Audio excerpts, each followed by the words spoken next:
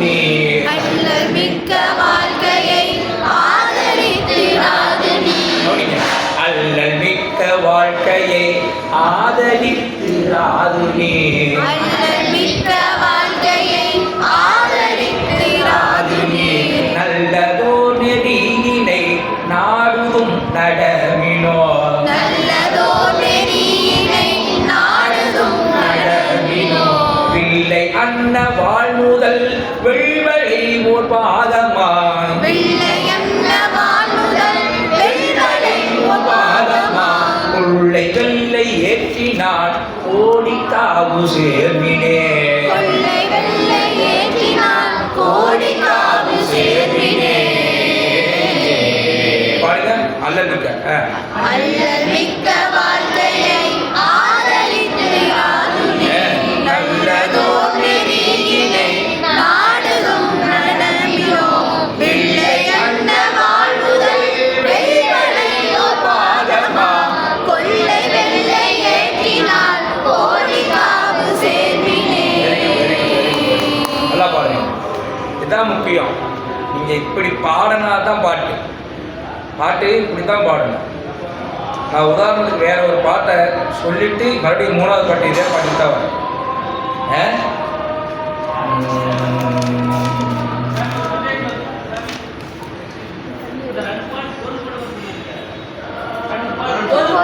பொருளா இல்லை அதான் பொருள் சொன்னேன். அதாவது அல்லல் அப்படி இல்லை இப்போ முன்னாடி வந்து சரி அல்லல் அப்படின்னா வாழ்க்கையில துன்பம்னு பேர். முதல் பாட்டுக்கு இன்று அப்படின்னு இன்று நன்று, இன்னைக்கு நல்ல நாள், நாளைக்கு நல்ல நாள் அப்படின்னு பார்த்துட்டு இருக்காது. இன்று நன்று நாளை நன்று என்கின்ற இச்சை ஆசை. இன்னைக்கு நல்ல நாள், நாளைக்கு நல்ல நாள், வெள்ளிக்கிழமை போகலாம், சனிக்கிழமை போகலாம், திங்கக்கிழமை போகலாம், சோமவாரம் பிரதோஷம், சனி பிரதோஷம் அப்படின்னு ஒவ்வொரு நாள் பார்த்துக்கிட்டு நேரத்தை வீண் பண்ணாதீங்க. இன்று நன்று நாளை நன்று என்று நின்ற இச்சையால் குன்றுகின்ற வாழ்க்கை. இந்த வாழ்க்கை எப்படி இது? பொன்போலது. போயிட்டா வருமா? ஒரு நிமிஷம் போயிடுச்சு, அது திரும்ப கொண்டாட முடியுமா நம்மளால? குன்றுகின்ற வாழ்க்கையை போக விட்டு போதுமே. நாளை கடத்திட்டீங்களே, என்னைக்கா வந்திருக்கலாம், இவ்வளவு நாள் கடத்திட்டீங்களே. குன்றுகின்ற வாழ்க்கையை போக விட்டு போதுமே.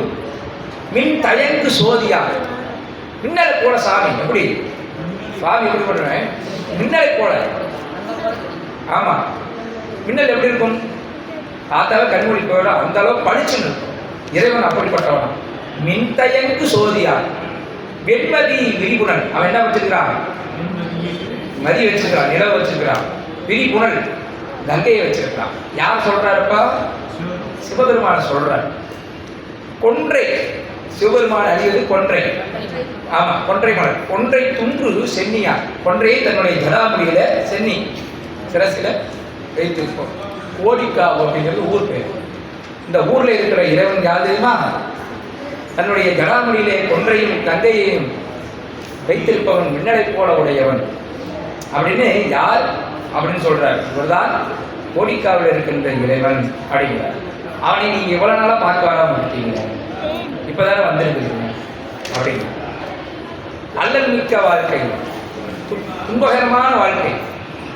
நாம் என்ன பண்றோம்? புற்றில் பூச்சி போய் இன்பம்னு நினைச்சு போய் போய் போய் போய் விளக்கொலியில போய் போய் மோதி மோதி இறந்து போகுது இல்லையா? புற்றில் பூச்சி விளக்கொலியில பட்டு பட்டு என்ன ஆகுது? விளக்கொலியை இன்பம்னு நினைச்சு போய் போய் போய் மோதி மோதி அது இறந்து போயிடும். அது மாதிரி நம்ம இந்த துன்பகரமான வாழ்க்கையை இன்பம்னு நினைச்சு நினைச்சு நினைச்சு நினைச்சு நம்ம என்ன பண்றோம்? இந்த கிடைச்ச வாழ்க்கையை நம்ம வீணடிக்கிறோம். அல்லல் மிக்க வாழ்க்கையை ஆதரித்துராது நீர் அப்படிங்கிற. அதே நீ நிஜம்னு நினைச்சுக்காத. இது என்ன பண்ணுது? கடைசியில என்ன பண்ணும்?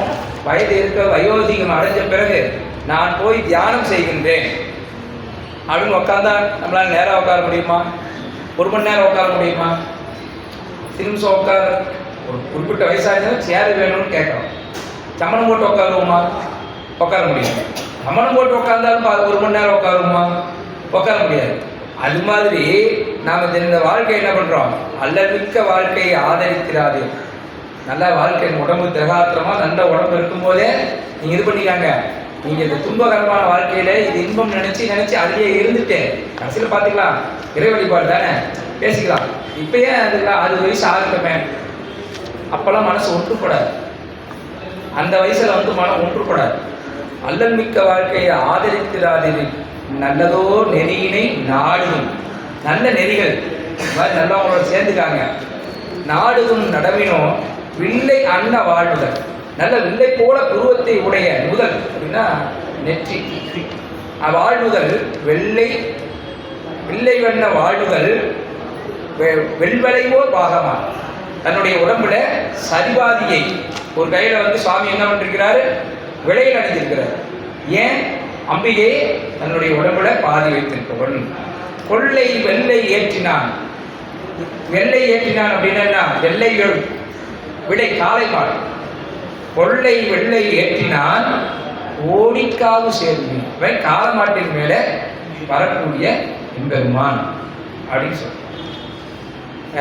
இப்போ நான் வேற ஒரு பாட்டை சொல்லிட்டு 3வது பாட்டுக்கு வந்தேன்.